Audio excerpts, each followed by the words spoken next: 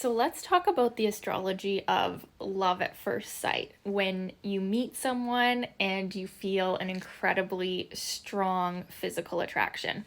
Now, while this could also be because it's a past life karmic connection, which would be shown by the nodes, especially the south node, I'm going to talk more about the physical attraction component of the love at first sight. So you see someone and you're physically wanting to jump them because they're so freaking hot. That's what we're going to talk about. So the first thing that I would say is the ascendant is being activated.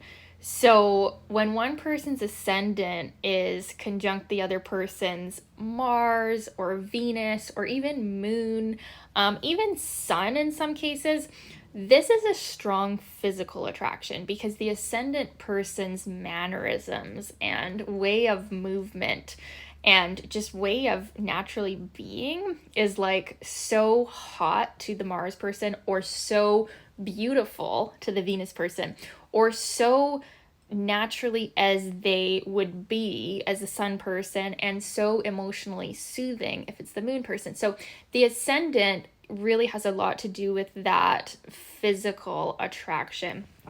The second one that I would say is Venus Sun. So when I had love at first sight one time, this man's Venus Uranus conjunction was exactly opposite to my sun. And when I saw this man, I had never seen any man so good looking in my entire life. I was like, oh my God.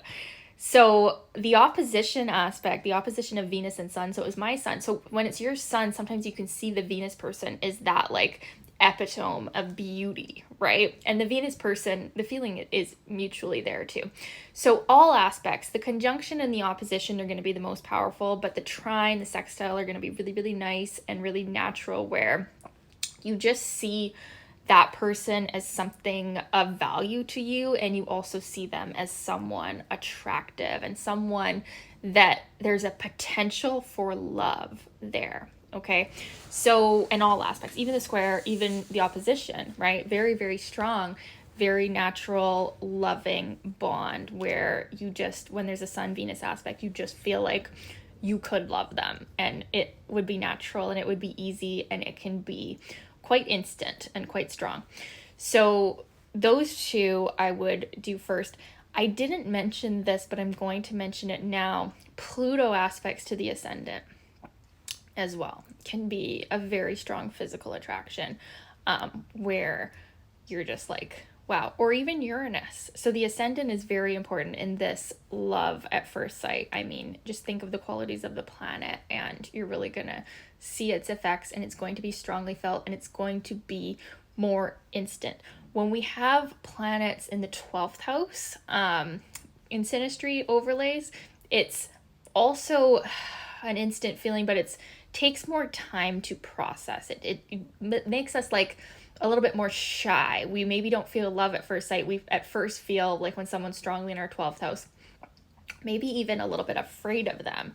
Although there could be a strong attraction, we're maybe confused by them. So the first house synastry is different, where we instantly feel an attraction. We instantly feel a connection and like a love at first sight vibe.